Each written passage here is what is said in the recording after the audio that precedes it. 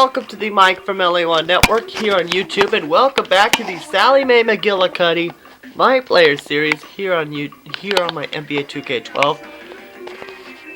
And welcome back to MLB Mondays, even though I'm near the end of it. Monday right now. In the last episode, Sally continued to become struggling in the NBA. But before we get started, I want to show you her trade page. The first team that are interested in her are the Cleveland Cavaliers, and we all know how much I want to send a player to Cleveland. And in this episode, we'll be playing our next game before we take on the Hornets. And I should have checked the schedule to see who is Sally Mae's next opponent here. And it is the Boston Celtics. Aw, crap. Lightning's team that he got drafted by, the Boston Celtics. So this is not good. As Sally Mae continues to get ready to take on Boston here tonight. As there you see the fans in Boston getting ready to see if we're going to see if we can, this team here. As there you see Kevin Garnett and Rajon Rondo getting ready to go. There you see Sally Mae in her Halloween practice uniforms, but they will allow her to keep when she leaves. But right now, Sally Mae continuing to get ready to go here.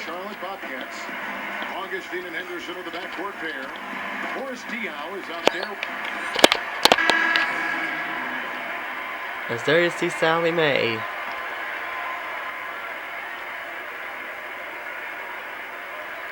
He's stuck in the center, okay.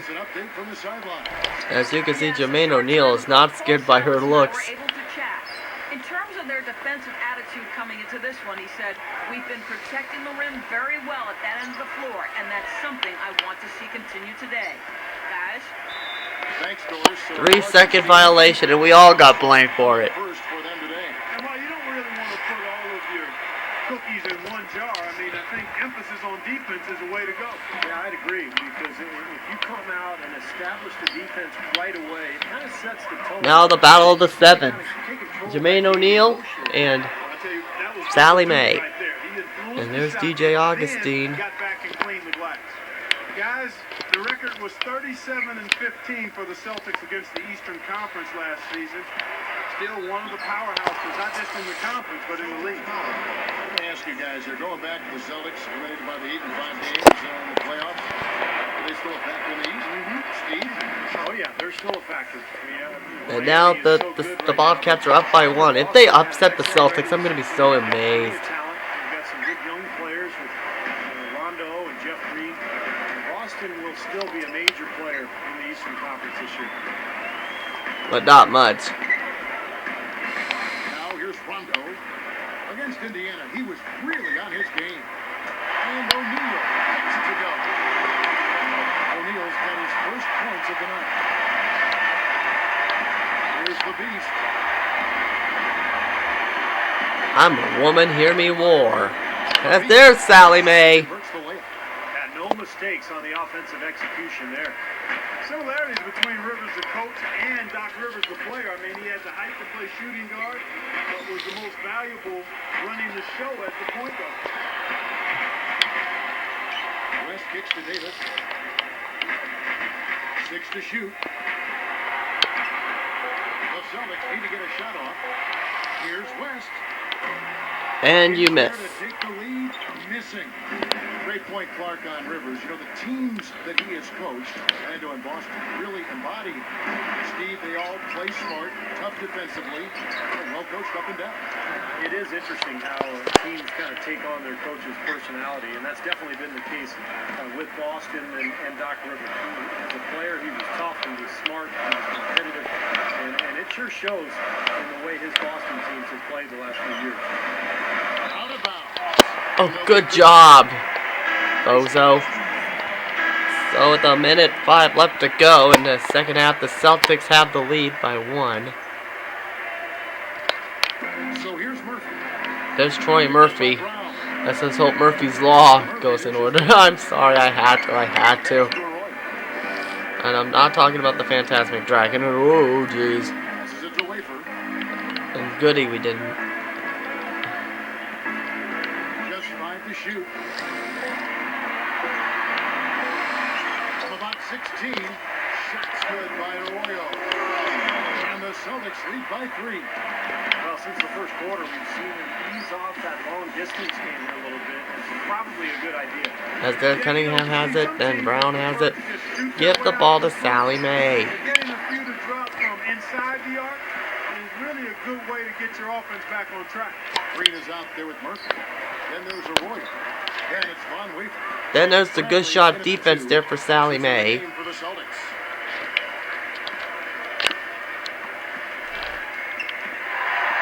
Uh-oh.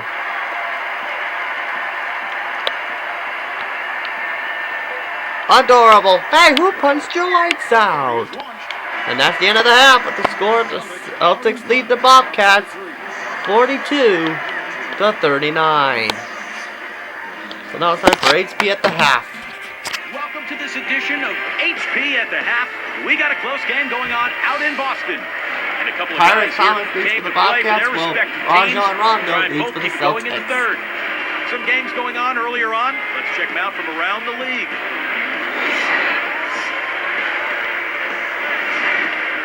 Utah with a loss to the Magic at Amway Center. 6-point Okay, difference that in that comes one. as no Paul surprise. Millsap with the team high. And another game that wrapped up. The Clippers grabbed the win against the Raptors in Toronto. Why are the That was their Raptors 1 first victory in their 4? last 3 tries. Oh, that's right, Their they scoring freaking leader, suck. Blake Griffin. And here's a look at the other NBA action around the league. Out in the city of brotherly love, the 76ers with the lead against Houston. This one will come down to the wire. I'm Thanks for tuning in disappointed the here. Lakers losing to the Spurs by 2. You gotta make it, Amy. 2 points. And Sally Mae gets back out there as they are down by 6.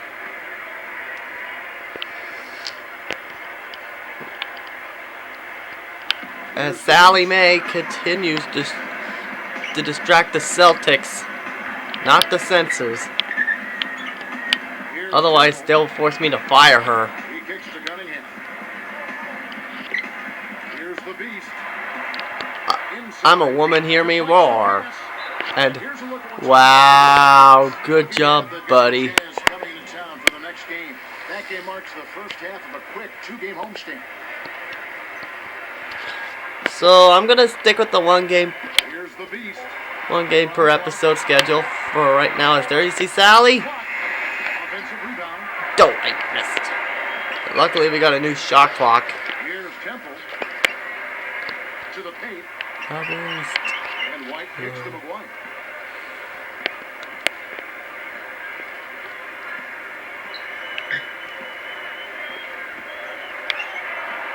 He feeds it to Cunningham. And Goes back up. we score. Gets it to go. And the Celtics lead by 4. Guys, you're not going to get away with that kind of defense. When he's got the ball, I mean, you got to do better than that. On the floor for Charlotte. The beast. He's in at center. Cunningham is out there with Garrett Temple. Well, one thing is true. McGuire. The Celtics get to be her guest to a beating. When the Bobcats traded Gerald Wallace, they lost a part of their soul and their identity. And tough to win.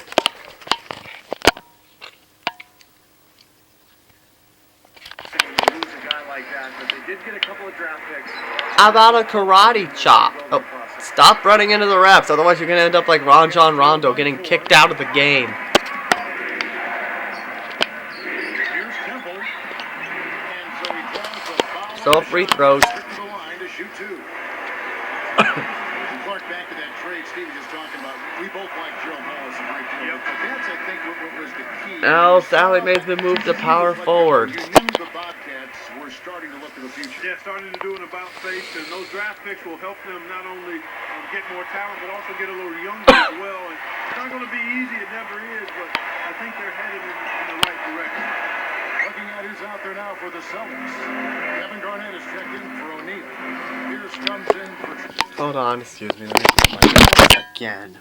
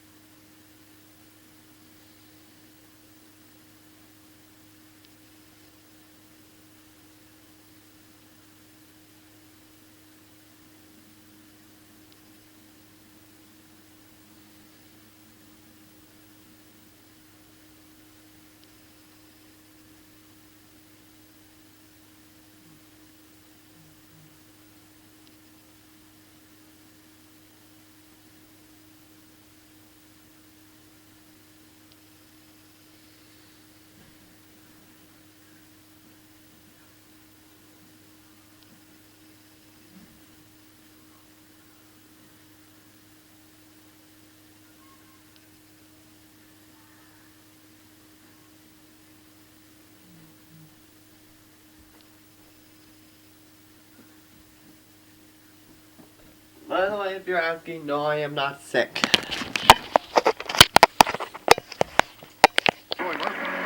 it's Allen in for Avery Bradley. Got a piece of it. Augustine with the steal.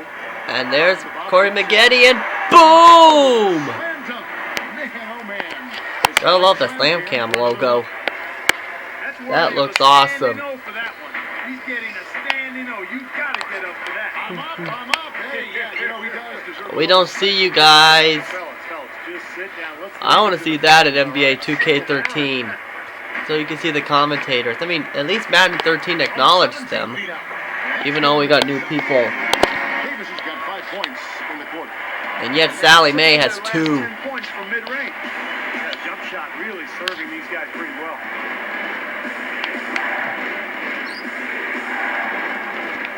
Oh my god. Start passing to Sally. Come on. This is the reason why you guys are losing. Feeds it to Pierce. Picked up by Mcguillicuddy. Back to West. Outside Pierce. Shot clock at 6. Over Mcguillicuddy.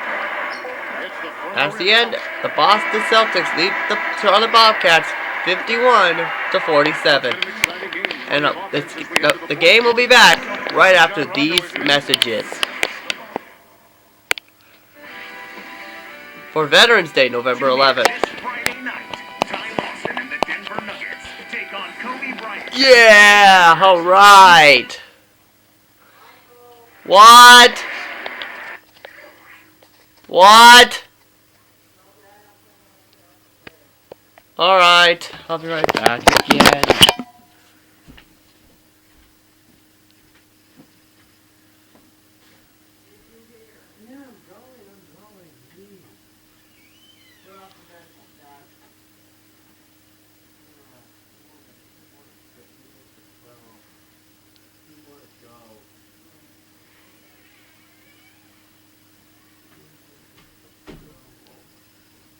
Alright, he's gonna clear out the bed.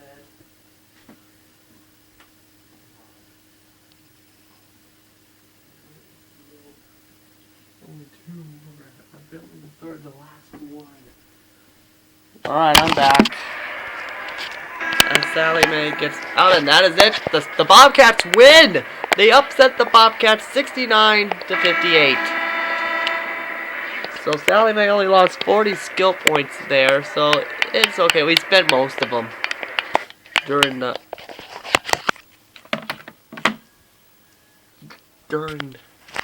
in the beginning of the episode. So I think this should just about do it for this episode. Come back next time as Sally Mae takes on the New Orleans Hornets for the very first time. The first press conference time.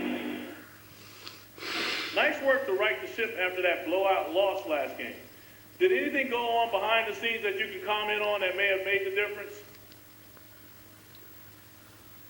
Well, there was a lot of top secret stuff that went on, all of it being instrumental in the way we played tonight. But obviously I can't comment on all that. My NDA won't allow it. You can talk to my lawyer if you want and see if you can get a statement out of him, but otherwise, there's nothing I can do for you, man. Great window, eh? Okay, is Sally Mae Canadian? How come she gets to say A? Great roll the A! Alright, come back next episode when they take on the Hornets. Later, folks.